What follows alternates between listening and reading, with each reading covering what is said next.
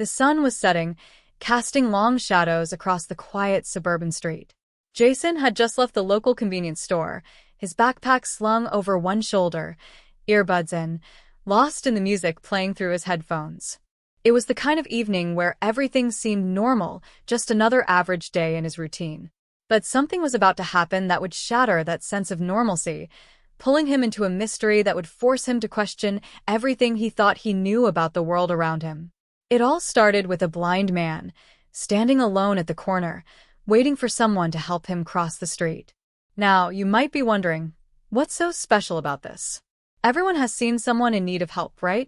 Maybe you've passed by a homeless person on the street or seen someone struggling with their groceries, and you've had that internal debate, should you stop and help? Or is it someone else's problem? Jason's story is no different on the surface.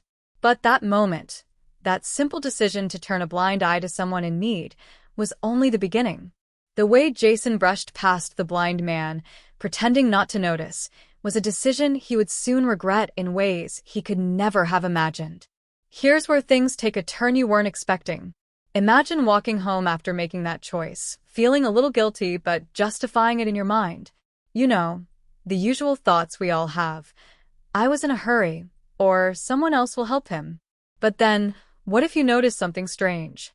What if someone started following you just a little too closely? At first, it's easy to dismiss it as nothing. Maybe it's just another person out for a walk, right? But the more you walk, the more you start to feel that sense of unease crawling up your spine. You glance over your shoulder, and there he is, the blind man, walking just a few steps behind you. That's when the question hits you. Why is he following me? And that's when things get weird. Because Jason didn't just notice the blind man following him. Something was off. Maybe it was the way the man's cane tapped in a rhythmic pattern, more deliberate than a random stride. Maybe it was the way Jason couldn't shake the feeling that he wasn't just a random stranger following him home. No, this was something more. Something deeper. It didn't take long before Jason felt his anxiety rising, his heart rate picking up. He sped up his pace, trying to distance himself from the man. But the steps behind him didn't slow. They were constant, steady, deliberate. It was as if the man knew exactly where he was going, and he wasn't about to let Jason out of his sight. This is where you're probably thinking, what's going on here? What's the blind man really after? And that's the mystery you're about to uncover. But before we dive into the twists and turns of Jason's strange encounter, let me ask you something. How far would you go to ignore a situation that makes you uncomfortable? Would you continue walking, pretending nothing's happening? Or would you take action?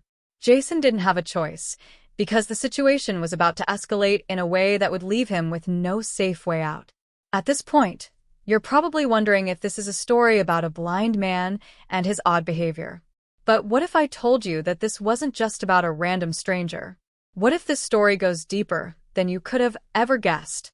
What if Jason's refusal to help that blind man was the catalyst for something much bigger, something that would turn his entire world upside down? Because when Jason finally reached his house, thinking he had evaded the strange man, he realized the truth. The man wasn't just following him. He had been waiting for him. And now, Jason's life was about to be changed forever. I know, it sounds unbelievable, right? But trust me, you're not going to want to miss what happens next. The strange man's presence is only the beginning of a series of events that will leave you questioning everything you thought you knew. Jason thought he could just walk away from this, make it another awkward memory he'd shrug off. But he was wrong. That night, everything changed, and Jason was pulled into a situation where every decision mattered, and every step he took only seemed to lead him further into danger. So, what happens next? Why is this blind man so obsessed with Jason? What does he want, and how does it all connect to the strange occurrences that follow? The answers are out there, and they're not what you expect. If you're still with me, I promise you won't regret sticking around to find out. Keep watching, because what happens next is going to leave you speechless, and by the time you reach the end, you'll understand exactly why Jason's refusal to help that blind man wasn't just a minor decision. It was the start of a much darker journey than anyone could have predicted. Trust me, you'll want to know what happens next. Stay with me, because the story is just getting started. The teen's name was Jaden Carter, a 17-year-old high school senior from a quiet suburb just outside of Chicago.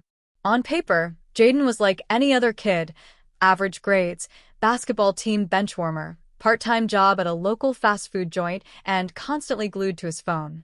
But lately, something had shifted. Those close to him noticed he'd grown more withdrawn, less talkative, even toward his best friend Marcus, who had been with him since kindergarten. Teachers said he looked tired. His mom said he wasn't eating right. And at night, he was staying up longer than usual, not gaming, not on social media, but pacing around his room and staring out his window like he was waiting for something or someone. The funny thing is, if you asked Jaden, he wouldn't have been able to explain why. He just had this feeling in his chest, like something was coming for him, even before it actually did. That morning, when he left for school, his mom had warned him not to take the train downtown after class, but he didn't listen. He said he needed new sneakers from the city mall, but that wasn't the real reason. Not entirely. He needed space. Headspace. Time to think. The problem was, he was thinking about the wrong things. Jaden had been replaying a conversation he overheard just 2 nights before. It was something his older brother, who had recently dropped out of college, said on the phone in hushed tones while standing out on their back porch. Words like "settle it tonight," "he's getting too close," and "I'll handle it myself" weren't exactly part of a casual chat. But when Jaden pressed him about it later, his brother brushed it off like it was nothing. Said he was just talking about a game. But Jaden wasn't convinced. And ever since then, he'd felt like someone was watching them, watching him in particular. That's why when he saw the blind man that afternoon, white cane swaying side to side, steps unsteady at the curb as cars zoomed past, Jaden didn't just ignore him out of rudeness. He did it because he was too distracted, too consumed by the paranoia growing louder in his own head. And in that moment, he thought that keeping to himself was the safer choice. It wasn't about selfishness, it was about fear. But fate has a way of punishing those who try to play it safe.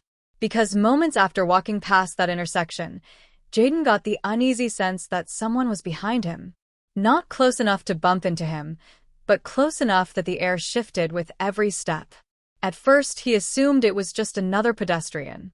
Downtown's always packed, especially this time of day.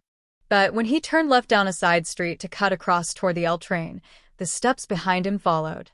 When he paused near a storefront window pretending to look at his phone, the reflection showed a man, tall, dark jacket, hat pulled low, standing motionless a few feet away. Not moving forward. Not turning away. Just standing there. Jaden's heart started pounding. He crossed the street. So did the man. He took out his phone and tried to dial Marcus, but no signal. The city was full of dead zones and shadows. And when Jaden finally ducked into a pharmacy pretending to browse the candy aisle, he peeked out the window and saw the man standing just outside. Still not moving. Just watching. Now, here's where things get strange. When the store's cashier asked if he needed help, Jaden shook his head, but she noticed his nervous energy. She offered to call someone for him. He thanked her and said he was fine, but deep down he knew he wasn't. Because even as he left the store and made a run for the next block, the man kept pace, never running, never calling out, just following. And if you think this is just a case of an over-imaginative teenager, keep watching. Because what Jaden didn't know was that this wasn't a random encounter. Someone had been watching him. And it wasn't just that man in the hat. Over the next few hours, the pieces started falling into place in the most unsettling ways. His phone started glitching, apps closing on their own, messages appearing and disappearing. A missed call from a blocked number. A voice memo that wasn't there before. And when Jaden finally got home later that night, thinking the nightmare was over, he walked into his bedroom and found a single envelope on his desk. No postage, no name. Inside was a photo of him, taken earlier that day, standing in front of the blind man. In the background, the stranger in the hat, smiling. What's important here isn't just the photo. It's the fact that no one knew Jaden was going downtown. He hadn't told his mom, hadn't posted on social media, hadn't even mentioned it to Marcus. So, how did someone know exactly where he was and exactly when to follow him? And more importantly, why were they doing it? As panic started to creep in, Jaden did what most teenagers in his shoes would do. He tried to forget about it. Told himself it was a prank. Maybe Marcus set him up. Maybe it was some weird marketing thing for a new horror movie or a TikTok scare campaign. But the next day, when he got a text message with nothing but his home address and a ticking emoji, the fear came rushing back. He showed the message to his mom. She thought it was a scam. But then she got a message too from the same number. It simply read, "You raised a coward." The thing about fear is that it doesn't always hit you all at once. Sometimes it builds slowly. And with every day that passed, Jaden began to realize this wasn't about the blind man at all. That was just the trigger, the first domino. The real story, the deeper threat, went far beyond what he could see. His brother's strange behavior. The whispers he wasn't meant to hear. The man who appeared out of nowhere and seemed to vanish just as quickly. There were pieces missing, but Jaden could feel it in his gut. This wasn't random. It was targeted. And the more he tried to pull away from it, the tighter it gripped him. Then something happened that changed the game entirely. While going through his brother's old laptop, one that he thought was wiped clean, Jaden found a folder titled Echo, hidden behind several layers of encrypted files. And inside were images, videos, and names of people he didn't recognize except one. The blind man. Not just any photo either. A surveillance-style shot, time-stamped, geotagged. And that's when the pieces started shifting. Was the blind man really just a helpless stranger? Or was he part of something else, something bigger? And if so, then who exactly was the man following Jaden? Was he a threat? Or was he trying to warn him? Right now, you're probably asking yourself the same questions Jaden was asking. Who's behind all this? What does Echo mean? Why was his family being targeted? And what would have happened if he had stopped to help the blind man that day? Would this whole nightmare have been avoided? Or was it going to happen no matter what?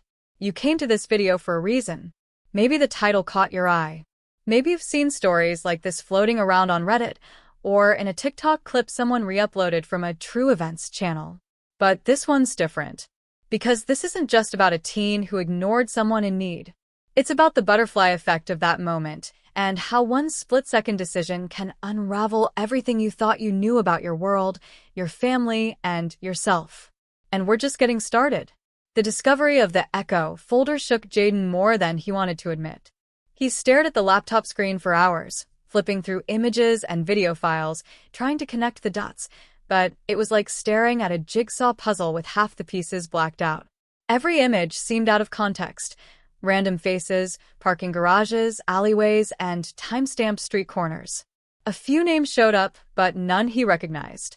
Except the blind man. One video clip showed him seated on a park bench, speaking quietly to someone off-screen. The audio was muffled, but every so often a single word came through. Reactor. Jaden had no idea what it meant, but something about the way the man said it gave him chills. He knew he had to show someone. So, the next day after school, he went straight to Marcus's house, hoping his friend could help make sense of it. But when he opened the laptop to show the folder again, it was gone. Completely wiped. Not hidden. Gone. Jaden's heart dropped.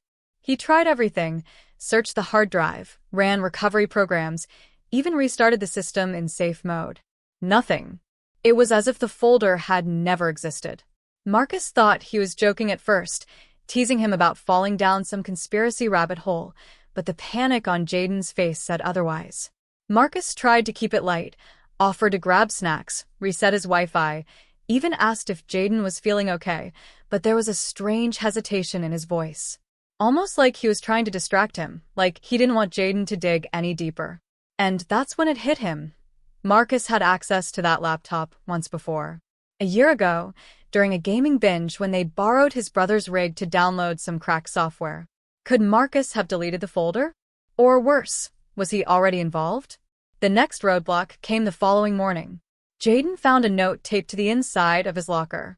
No name, no handwriting, just a printed message on scrap paper.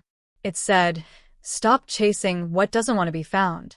For a full minute, he just stood there, the hallway buzzing around him, the sound of slamming lockers and laughter suddenly muffled by his racing thoughts. Who left the note? Was it a threat? A warning? He glanced around. No one seemed to be watching, but something deep inside told him he'd just crossed a line. And whoever left that message wasn't bluffing. Still, he couldn't let it go. That afternoon, Jayden did something risky. He skipped a shift at work and rode the train to the address listed on the metadata of the blind man's photo. It was a rundown building on the south side of the city, one of those half-boarded-up apartments that hadn't seen maintenance in years. He climbed the stairs slowly, heart pounding, each step creaking beneath him. Apartment 3C. He knocked once, then twice. No answer. Just as he was about to turn away, the door cracked open a few inches. A woman, middle-aged, wearing a nurse's uniform, looked out through the gap. "You need to leave," she said sharply before he could even introduce himself. "You have no idea what you're messing with." She shut the door hard, locking it instantly. Jayden stood there, frozen, unsure whether to knock again or run. But then he heard voices, multiple people, arguing behind the door. One of them mentioned the word reactor again. And this time, another voice responded, lower, angrier. "It's already started." He's too late. On the way home, Jayden couldn't shake the image of that woman's face. There was fear in her eyes, not anger. She wasn't warning him for her own sake. She was warning him for his. But that begged a terrifying question. What exactly had he walked into? Was this Echo thing part of a bigger secret? A surveillance program? A revenge network? Or something even darker? The more he asked, the more he realized how little he actually knew about his own brother's life. That night, while pretending to scroll through social media on the couch, he asked his mom casually if his brother had ever gotten into trouble at school, anything unusual, anything she might have forgotten. She hesitated for a moment too long. Then she mentioned something odd. Back in high school, his brother had a teacher who suddenly left mid-semester. Rumors swirled, but no one ever said what happened. Just that the guy was watching students a little too closely. That was the moment everything started twisting in Jayden's head. What if this hadn't started with the blind man? What if the man was never the trigger, but the key? Maybe his brother hadn't just stumbled into something. Maybe he'd been part of it all along. Maybe Jayden hadn't been followed because of what he did, but because of who he was.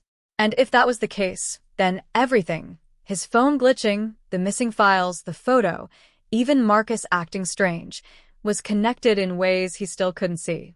The next day, things escalated again. Someone had broken into their garage. Nothing was taken, but Jayden found a single object left on the workbench, a metal coin, smooth and cold, with the word "activate" etched on one side and a strange triangular symbol on the other. He hadn't shown it to anyone yet. Something told him not to, because deep down, Jayden knew this wasn't over. In fact, it was just beginning. And whatever Echo was, it had already marked him. Then, just as he was getting ready for bed that night, his phone buzzed. A video file. No message, no sender. He clicked play. The footage showed a grainy hallway, possibly in a hospital or lab, where a young boy was being dragged by two adults. Kicking. Screaming.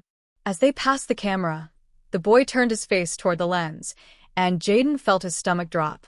It was him. A younger version of himself, no older than 6 or 7. The timestamp? 11 years ago. That's when it hit him. This wasn't about the blind man. It wasn't about his brother. It was about him all along. Jayden didn't sleep that night. He lay on his bed with the phone clutched in his hand. The frozen image of his childhood face burned into his brain.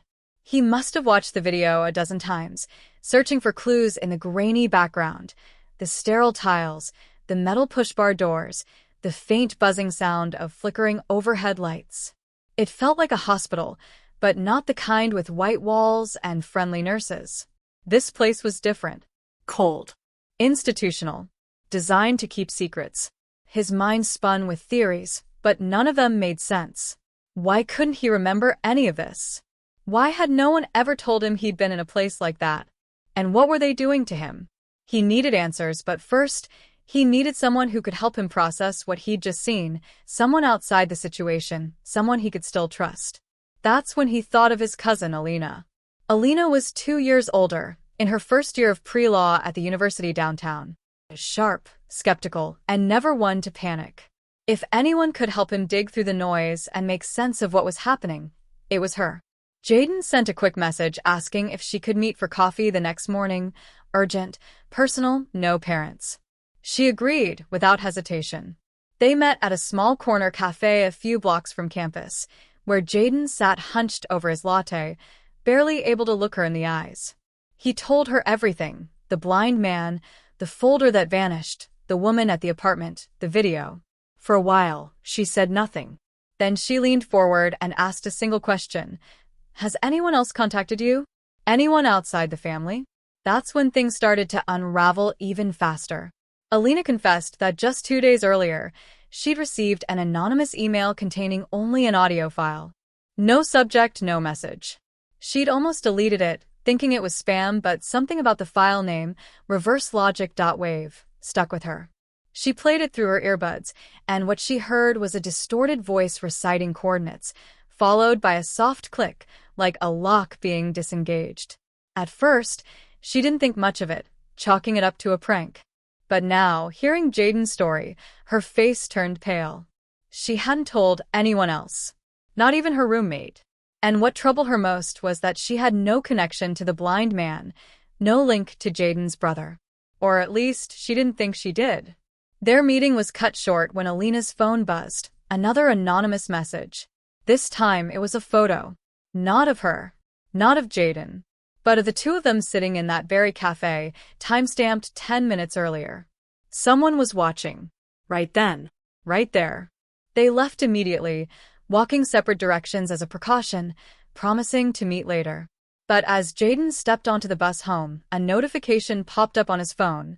Do not involve her again. No number. No name. Just the text, hovering cold and clear above his home screen.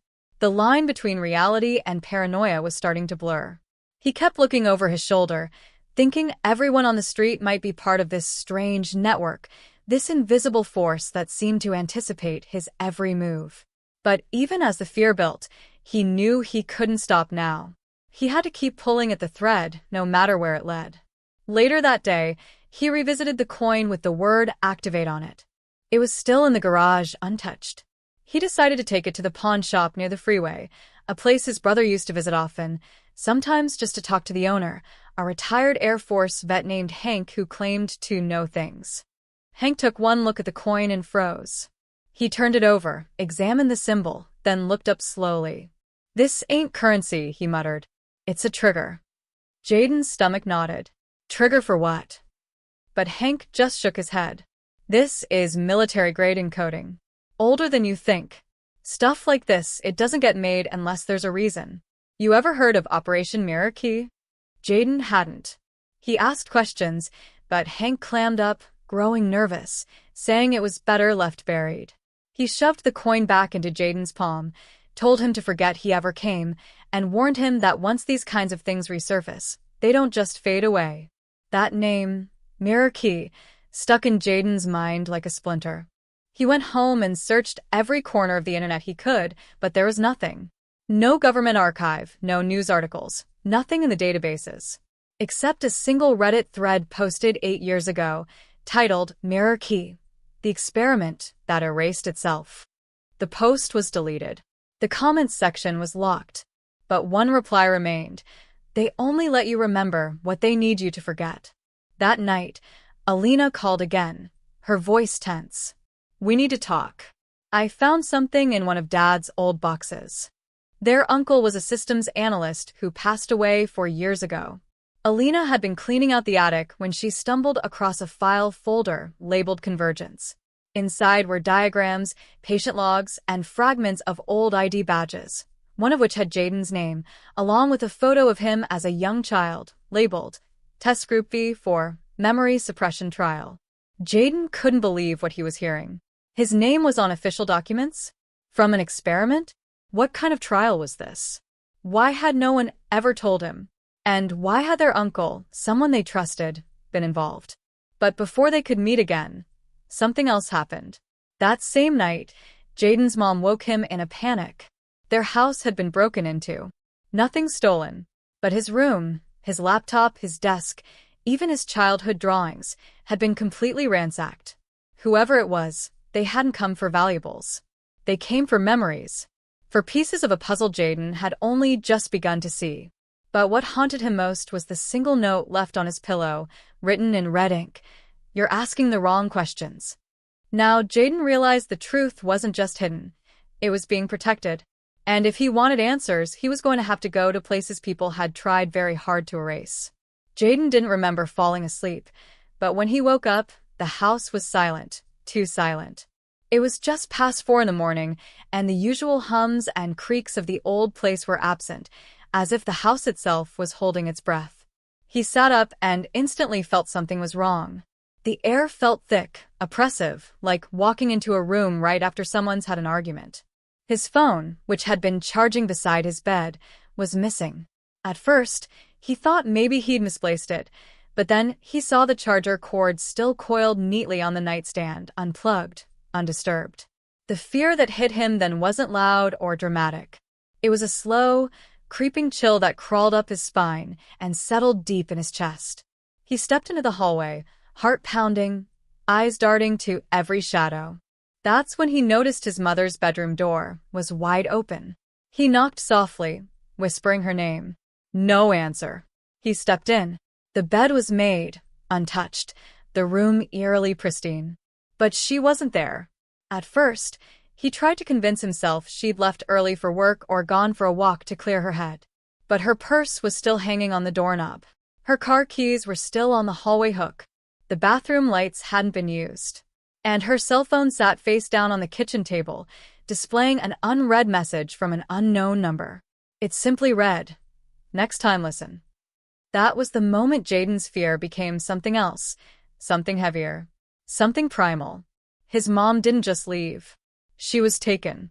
And the people behind this wanted him to know it. His first instinct was to call the police, but he couldn't. Not without his phone. And even if he borrowed a neighbor's or used the landline, what would he say? That someone sent him a strange message after a blind man asked for help and now his mom vanished? That he found evidence of a military mind control experiment he might have been part of as a kid? It sounded insane. He knew how it would look. Besides, these people had already proven they were watching. Calling the cops might only make things worse. So he did the only thing he could think of. He went to find Alina. She didn't answer the door at first. It was almost 5 a.m. by the time he arrived, exhausted and shaking, his hoodie clinging to his skin from cold sweat. When she finally opened the door, her expression told him everything he needed to know. She'd seen it too. Her roommate, Taylor, had vanished hours earlier. No note. No warning. Her things were still in her room, phone left behind, laptop open with a YouTube video paused mid-frame. The video was a live stream titled Echo Protocol, Room 12, that had gone offline right after midnight. It had only a few viewers. One of them had been Taylor. Another had a username that matched the one from the old Reddit post about Mirror Key. And one had no name at all, just a string of numbers that looked like a serial code. Jayden collapsed onto the couch, overwhelmed. He felt the walls closing in, the pressure mounting in his skull like an invisible vice. He couldn't trust anyone. Not the system. Not the authorities. Maybe not even the people closest to him. What if this whole thing wasn't about some experiment at all? What if it was about him? Something locked away in his memory, something valuable enough to erase an entire part of his childhood and everyone tied to it. The next clue didn't come from a hacker or a surveillance message. It came from an old photo album. Alina, now equally desperate, had started digging through her father's things again. Inside a cracked leather binder marked Montauk Archives, they found a photo of a group of children, maybe 6 or 7 years old, lined up in front of what looked like a school building. But the sign behind them didn't say the name of a school. It said Facility B7, Control Group Alpha. And there, second from the left, wearing a red turtleneck and a stiff smile, was Jayden. The photo was dated 2008. He was supposed to have been in kindergarten that year. Instead, he was in some government-run building labeled like a scientific test site. The most disturbing part? Half the children in the photo had black bars drawn over their eyes in ink. but not Jaden's. Alina found a scribbled note tucked into the plastic sleeve of the binder. It said, "If this gets out, none of us are safe. There's no record, no backups, no witnesses. Only the key remains." Below that, another line was scratched in different handwriting. "They buried the truth, but the mind never forgets what the body survived." Now, Jaden couldn't shake the feeling that the nightmares he used to have, those flashes of white rooms, strange voices, metal doors slamming shut, weren't dreams at all. They were memories. Real ones. Ones someone had tried very hard to suppress. The real question was why? What had been done to him? What had he seen? And why was someone going to such extremes to keep it all hidden? As dawn crept over the skyline, painting the windows with soft orange light, Jaden sat in stunned silence. The mystery was no longer just about the blind man, or the strange coin, or even his missing mother. It was about an entire life rewritten, a childhood scrubbed clean and repainted with a false narrative. He was a walking secret, and now the people who created that secret were closing in again. But then, just as he began to formulate his next move, the landline in Alina's apartment rang, a jarring, old-fashioned sound they hadn't heard in months. She picked it up, but said nothing. Her eyes widened. She handed it to Jaden with a trembling hand. On the other end, a familiar voice whispered one word. "Run." The phone went dead as soon as the word run was spoken, but it wasn't the voice itself that chilled Jaden. It was that he recognized it. Not vaguely. Not as some haunting echo from childhood. He knew that voice. It belonged to Mr. Caro, his high school history teacher. The same man who used to hand out extra credit for trivia quizzes, who never raised his voice, who used to walk home the same way every day just before sunset. The man who disappeared last year without explanation and whose name no one seemed to say out loud anymore. Jaden dropped the phone and stared blankly at the wall, struggling to make sense of it. Mr. Caro had no connection to any of this, or so he thought. Alina rushed to grab her laptop, thinking maybe there was something online that could explain what was happening. They searched for old yearbook photos, news articles, anything. That's when the first real crack in the foundation appeared. A news clipping buried in an old online archive from 1995, a small-town fire, 3 children missing, presumed dead. One of the children was listed as Jason Caro, age 8. The photo was grainy, but the boy looked unmistakably like a younger version of their teacher. And below it was the headline that shattered everything they thought they understood. Third case in Echo Children Project files, records sealed by federal order. Suddenly, the story changed. This wasn't just about Jaden's past. It wasn't even about a government experiment. It was about a specific group of children who had been erased from the public eye, possibly renamed, relocated, and reprogrammed. Mr. Caro had been one of them. And that meant he didn't disappear last year. He went off-grid because he knew something was coming. He had been trying to warn Jaden all along, hidden in metaphorical lessons and subtle signs in class. And Jaden had missed them all. Alina leaned back, her face pale. She opened a file her father once tried to hide behind a BIOS lock, one they had just cracked by guessing his old Army ID number. Inside was a series of transcripts labeled Audio Recon, Subject Delta 6. She played the first one. What they heard next didn't just confirm their fears, it obliterated everything they thought they knew. The voice wasn't Jaden's, but it knew him. It referred to him by a name he had never heard before. Elijah. It described a reintegration protocol that would be triggered when Delta 6 reached a certain psychological threshold. That moment, according to the log, was calculated to occur during a public act of willful defiance, a moment when the subject resisted an empathetic impulse. Jaden's stomach dropped. The blind man. The moment he refused to help. That wasn't just some random encounter. It was engineered. A psychological tripwire. And he had triggered it. That meant every event afterward. The messages, the break-in, his mother's disappearance, even Taylor's vanishing, had been preset responses to his reaction. Someone had planned this entire chain of events. Not in real time, but in advance. But the most disturbing part came when the audio log mentioned echo path activation. According to the file, once the subject hit the threshold, the secondary personality, repressed since childhood, would begin to surface. Not as hallucinations, as memories, actions, alternate behavior. The boy known as Jaden was a shell. The real mind behind the eyes had been dormant, waiting for this exact moment to awaken. That meant the threat wasn't external anymore.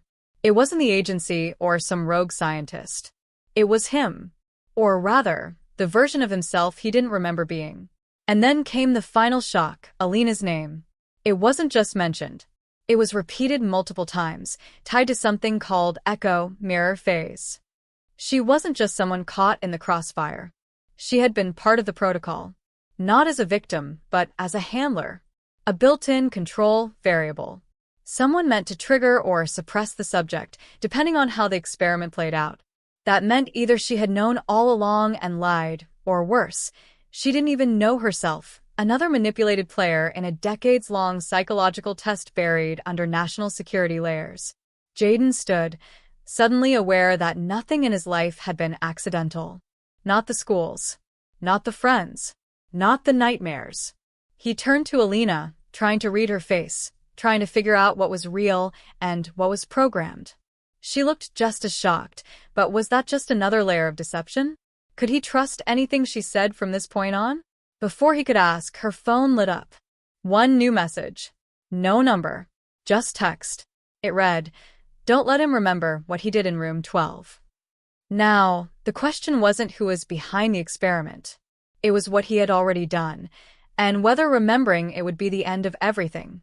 Want me to continue from here and dig into the memory from room 12? Jaden stared at Alina, the glow of her phone screen flickering against her face like the last light before blackout. Don't let him remember what he did in room 12. The words looped in his head like a siren, shrill, urgent, designed to paralyze. She didn't say anything, didn't deny it, didn't demand to know what it meant. That silence told him more than any answer could. Either she already knew what room 12 was, or she was terrified to find out. Maybe both. His heart was pounding so loud it felt like a physical force pressing against his ribcage. The apartment, once dim and still, now seemed suffocating. Like something in the air had shifted. No longer a safe hideout, but a trap he hadn't seen being set around him piece by piece. He had no idea what room 12 meant, but he knew one thing now with absolute certainty. He wasn't the only one hiding secrets in that room. For the first time since this all began, Jaden realized that the real threat wasn't just out there in the shadows or embedded in digital files. It was sitting next to him, breathing the same air, holding a phone with messages he hadn't seen, watching him as if trying to anticipate his next move. He wanted to ask her if she was lying, if she ever really cared about him. But even more than that, he was scared of the answer. Because what if the truth was that she did care and still betrayed him? That hurt more than any lie. His mind flashed back to every conversation they'd had, every night they'd stayed up researching, every weird coincidence that he'd brushed off. The way she had his back a little too quickly. The way she always seemed one step ahead. All of it now looked like pieces of a puzzle he had never been meant to solve. Then came the knock at the door. Not loud. Not frantic. Just two soft taps, measured, familiar. They both froze. Jaden's instincts screamed to run, but his legs felt like concrete. Alina backed away without a word, her eyes darting toward the fire escape. He moved to the peephole, expecting black-clad agents or a gloved hand holding a weapon. But it wasn't that. It was someone far worse. His mother. Disheveled, pale, eyes wide as if she'd seen something she couldn't process. She looked nothing like the composed, well-spoken woman he'd grown up with. She looked broken, and in her hand, clutched tightly like it might vanish, was a hospital ID bracelet with the words, "Subject Elijah Carter," typed in bold under her emergency contact information. He opened the door before he could stop himself. She stumbled inside, whispering his name like it was the only word she remembered how to say. Jaden caught her before she collapsed, guiding her to the couch. Alina stood across the room, frozen. His mother looked at both of them, her expression hollow. "They told me not to come," she whispered. "But I had to." I had to tell you before they wipe it again. He didn't even know what to ask. What did they wipe? He finally croaked out. She didn't answer at first. Just reached into her coat pocket and pulled out a photograph. Faded, creased, blood-stained at one corner. It was a group shot. For children standing in front of a government building. The tallest boy in the back was Jaden. But not as Jaden. On the back, in her familiar handwriting, it read, Elijah and the others, last day before separation. Room 12. That was it. The confirmation. He wasn't just manipulated. He was reconstructed. A product of trauma, secrecy, and systematic control. The lies didn't just surround him, they made him. Alina broke the silence. We need to go now. If she left the facility, they're tracking her. But his mother reached for his hand, trembling. You don't understand, she said. You were never supposed to remember. If you open the door to room 12, you can't close it. They'll come for you and everyone else too. Jaden now faced an impossible decision. If he chose to remember, to pursue the truth to its bitter end, he might be unlocking something inside himself that couldn't be undone. Something that could destroy more than just his identity. But if he turned away, ran, hid, let it fade, he'd always know he gave up the only real chance to understand who he truly was. The choice wasn't just between answers and safety. It was between two versions of himself. The boy he thought he was, and the one he was engineered to become. He looked at his mother, then Alina, and then back to the photo in his hand. And then, the power cut out. Total blackout. No lights. No hum of appliances. Just the darkness, and the sound of footsteps coming up the stairwell. Deliberate. Unhurried. As if whoever was coming already knew no one inside would be leaving. Want me to keep going from here? The silence didn't last long. A low, vibrating hum pulsed through the apartment like a warning. Then the footsteps stopped just outside the door. Jaden's heart pounded so loud it nearly drowned out everything else. Alina instinctively moved to the shadows, her phone still in her hand but now useless in the blackout. His mother just sat motionless, eyes wide open, mouth trembling, as if she'd already lived this moment before and knew what came next. Jaden could barely breathe. Something in him, something buried deep, was starting to rise, like an old memory fighting its way to the surface through years of forced forgetting. Then the front door handle twisted once, slowly, deliberately, and stopped. A tiny beep echoed in the silence. A coded signal. Someone out there didn't just want in, they had clearance. Before Jaden could react, Alina launched herself to the side window and yanked it open. We have to go. Now. Third floor fire escape, 2 blocks to the alley, there's a safe car. But his mother didn't move. You don't understand, she said in a daze. They're not here for me. They're here for him. They've always been here for him. Jaden reached for her, but she pulled away and shoved something into his hand. A small black chip, smaller than a SIM card, cool to the touch. It's all on here. Every memory. The entire room 12 protocol. But once you see it, it changes you. That's the cost. Then, without warning, she ran to the door and opened it. There was no one there. Just an empty hallway and a flicker of red light from a camera lens in the ceiling. Alina didn't hesitate. She grabbed Jaden by the wrist and yanked him through the window just as the hallway behind them suddenly erupted in a high-pitched frequency, like a digital scream. The kind that doesn't come from speakers, but from inside your head. They hit the fire escape hard, the metal groaning beneath them as they scrambled down. Behind them, the sound cut out, but now the building was lighting up. Floor by floor, artificial light blazed back to life, revealing the silhouettes of armed figures moving with precision. No shouting, no chaos, just deadly coordination. This wasn't just some rogue surveillance team or a black ops unit. This was something much more organized. Institutional. Governmental. Or worse, corporate. By the time they reached the alley, the air felt charged with static.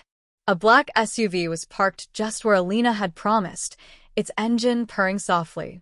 As soon as they got in, the dash lit up, not with navigation, but with a message. Welcome back, Elijah.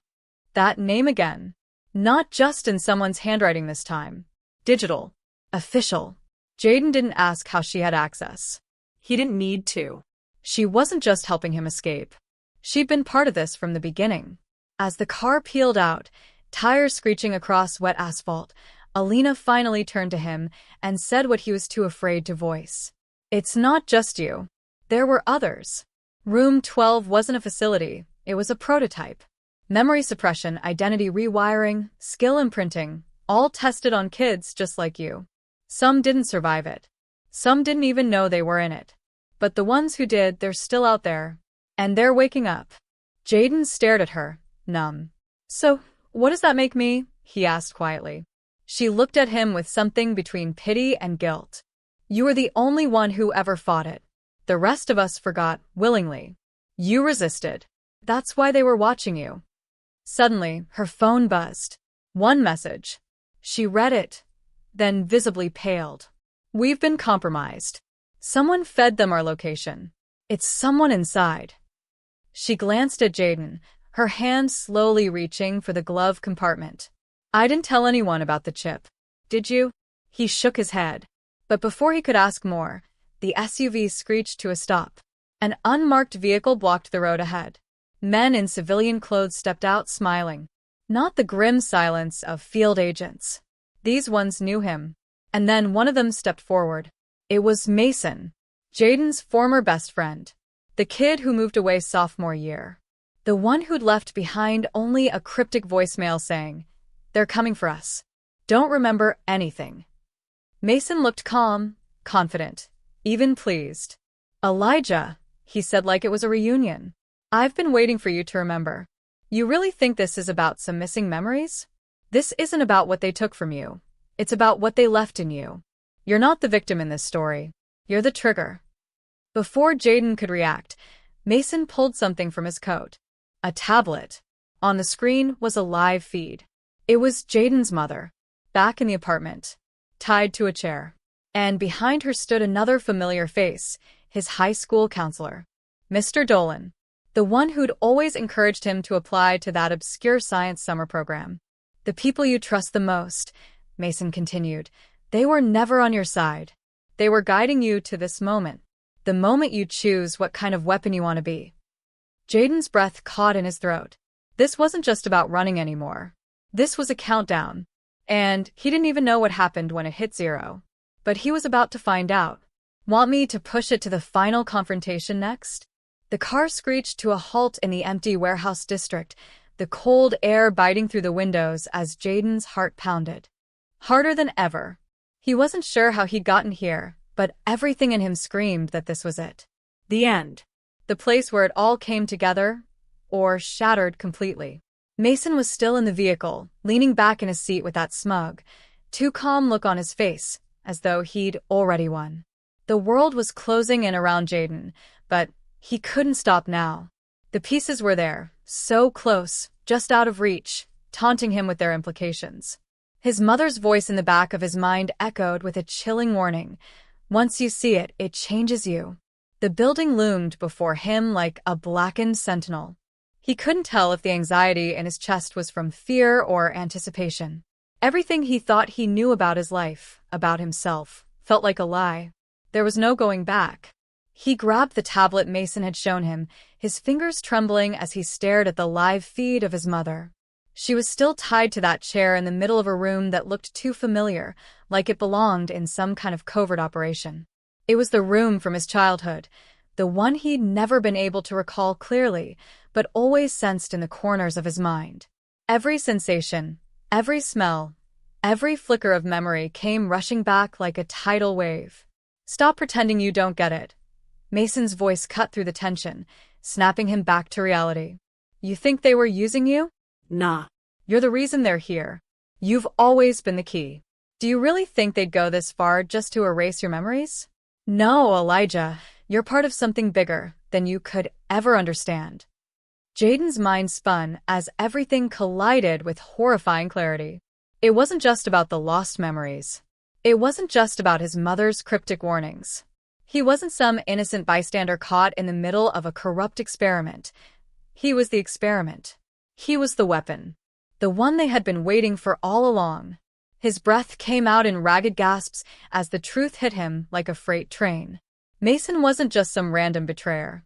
He was part of this, too. Part of the program. Part of the plan. Every manipulation, every twist of fate had been leading to this moment where Jayden would finally have to make the ultimate choice. And he couldn't run anymore. He couldn't hide from it. The question wasn't if he was going to survive, it was what kind of monster he would have to become to do so. The warehouse doors creaked open, and two armed figures stepped out, their black uniforms blending into the darkness. It wasn't just Mason behind this. It was the organization that had created him, the ones who thought they could control him, the ones who thought they could break him. Alina, who had been quiet since their last exchange, suddenly sprang into action. She was already moving, faster than Jayden could track, pulling out a handgun and firing two quick shots that rang out through the night. One of the armed figures fell, and the other staggered backward, clutching his side. It wasn't enough, though. There were too many of them. But Alina wasn't stopping. She was getting closer to the truth, too. They all were. Mason didn't flinch. He didn't seem afraid at all. Instead, he smiled that eerie, calculating smile that made Jayden's blood run cold. You think you've figured it out? You think you're in control now? Elijah, you're just a puppet. You've always been. Just a puppet with a few extra strings to pull. His hand moved to his jacket pocket, and Jayden's eyes widened as Mason pulled out a small device, pressing a button that made the feed of his mother on the tablet flicker and then die. The image was replaced by static, and a sinking feeling in Jayden's chest exploded. No. What did you do? Jayden shouted, his panic creeping up his throat like bile. Not what you think, Elijah, Mason said calmly, his eyes cold and impassive. She's not the one you should be worried about anymore. Before Jayden could ask what he meant, Mason stepped back, raising the device again, and the door to the warehouse creaked open further. Jayden's stomach twisted. There was a new figure emerging from the shadows, one he didn't recognize at first, but his pulse spiked with a sickening sense of déjà vu. And then it clicked. His father. The man who had disappeared when Jayden was barely old enough to remember. The man who had left behind a trail of questions and unanswered phone calls.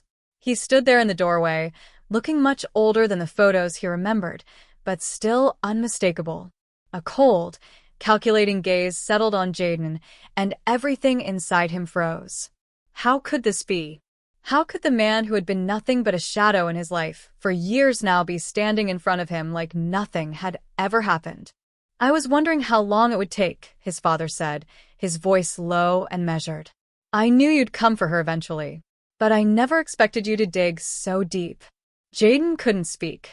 His father was part of this, too. All of it. The lies. The manipulations. Everything. His whole life had been a carefully crafted illusion. No. Jayden finally choked out, his heart hammering in his chest. You abandoned me. You left me. The man didn't flinch. Instead, he just looked at him with that same cold detachment, as if Jayden were just another pawn in a game he had already won. I never left you, Elijah. I did what I had to do. What we had to do. Your mother was never meant to protect you. She was meant to guide you, to push you to this point. You were always the weapon, son. The one thing they were waiting for. I didn't abandon you. I was waiting for you to realize it. Waiting for you to choose. Jayden's world came crashing down all around him. His father wasn't the villain in this story. He was part of it. The force that had been shaping Jayden's life, his actions, his every decision, was bigger than just the people around him. And now Jayden was caught in the center of it all, forced to choose between accepting the role they had carved out for him and finding a way to break free, knowing that the consequences of either choice would leave a permanent scar. Just then, a loud bang echoed through the warehouse, and the ceiling above them cracked open. The lights flickered, casting an eerie glow over the scene. Alina had fired again, this time at the structure itself. It wasn't just a distraction, it was the start of something bigger. In that moment, Jayden knew he had a choice: stay trapped in the story they'd written for him, or fight back. But as his father's voice rang out, telling him how this was his fate, how they had made him, The weight of that decision hit him harder than any bullet ever could. He wasn't just fighting for his life anymore. He was fighting for his soul. And no matter the cost, Jaden was ready to break the chains, to tear apart everything they'd built around him, even if it meant losing everything in the process. And as the lights flickered one last time, Jaden didn't hesitate. He took the first step into the unknown, ready to confront whatever came next. The aftermath of the warehouse clash left the city shrouded in silence, the echoes of gunfire and screams fading into the night. Jaden's body ached, and his mind buzzed with exhaustion. But somehow, he had made it out. The building lay in ruins, its walls cracked and burned from the explosion Alina had triggered. The smoke still clung to the air, but the sound of sirens in the distance was a welcome sign of the world beginning to return to some semblance of order. His father's betrayal, the reality of everything he'd discovered, was a weight Jaden could never fully shed. The man he had once longed to understand was nothing more than another piece in a larger, dark puzzle, and in the end, Jaden was left to pick up the shattered fragments. Planted too deep, their reach extending far beyond what he could ever hope to stop. But that didn't matter anymore. What mattered now was that Jaden was free, in a way that was both liberating and terrifying. Alina had disappeared in the chaos, her sudden disappearance leaving a void in Jaden's chest that felt as though it might swallow him whole. They'd shared fleeting moments of understanding, but her true motives would remain a mystery, perhaps even to herself.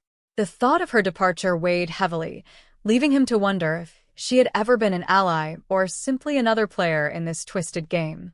As for Mason, his fate was sealed in the rubble, though Jaden had no illusions that the organization behind all this would stay down for long. The seeds of the conspiracy had been.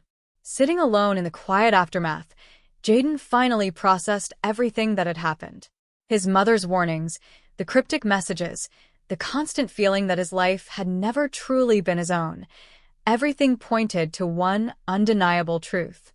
He had been born into a story that wasn't his, a narrative written by forces far beyond his control. But in that final, desperate act of rebellion, he had reclaimed his power. The choice had always been his, even if he hadn't known it until now. He could have stayed silent, accepted the fate they had designed for him, but instead, he'd chosen to fight for the truth. He'd chosen to fight for himself. The sun was beginning to rise as Jaden stood up, dusting the dirt from his jeans. His eyes lingered on the horizon, the first light of dawn offering a glimpse of hope in the midst of everything he had just endured. He didn't know what would come next. He didn't know if he could ever truly escape the shadows that had followed him for so long. But for the first time, Jaden wasn't afraid of the unknown. He had survived the storm. And in surviving, he had learned something vital, that he had the strength to face whatever came his way, even if it meant standing alone. As he made his way toward the street, his phone buzzed in his pocket, the notification flashing on the screen. Unrecognized number. Jaden froze. His heart skipped a beat, the sense of unease creeping back into his chest. He thought about ignoring it, but something inside him told him that the story wasn't over, that the past hadn't fully let go of him yet. He hesitated for a moment before answering, his voice steady, but with an edge of caution. "Hello." A voice, cold and unfamiliar, came through the speaker. "You think you're free, Jaden? You think you've uncovered everything? You don't know the half of it. The real game is only just beginning." Jaden's stomach dropped, a chill running down his spine. He wanted to hang up, wanted to ignore it, but the words lingered in his mind. There was something more, something darker. The voice on the other end spoke again, almost like it was waiting for him to make a move. "If you want to survive, you'll need to understand the full picture. You'll need to uncover the one thing you've been blind to. You're not as far from the truth as you think. You're just at the beginning." And with that, the line went dead. Jaden stood frozen, the weight of those words pressing down on him like an anchor pulling him into deeper water. He wasn't free. Not yet. The world he had just escaped from had only been the surface, a shadow of the truth that still lurked beneath it all. Whatever game had been played with his life, it wasn't over. In fact, it might have just begun. He looked up at the sky, his mind a whirlwind of confusion and clarity all at once. For now, he had peace, he had answers. But deep down, he knew that peace was fleeting. The organization was still out there, still watching, still waiting. The people he thought he knew, the life he thought he understood, had all been a carefully constructed lie. And now, as he stood on the precipice of this new, uncertain world, Jaden realized that he would never truly escape. Not without confronting the past. Not without facing the ones who had molded him into the person he had become. As the sun broke through the clouds, a new chapter of his life began, one that would take him deeper into the darkness he'd only begun to understand. But this time, Jaden was ready. The game had changed, and he had the one thing he hadn't had before: control. And somewhere in the distance, beyond the veil of lies and secrets, the sound of something darker began to stir, calling him back into the shadows. The story wasn't over. It was only just beginning.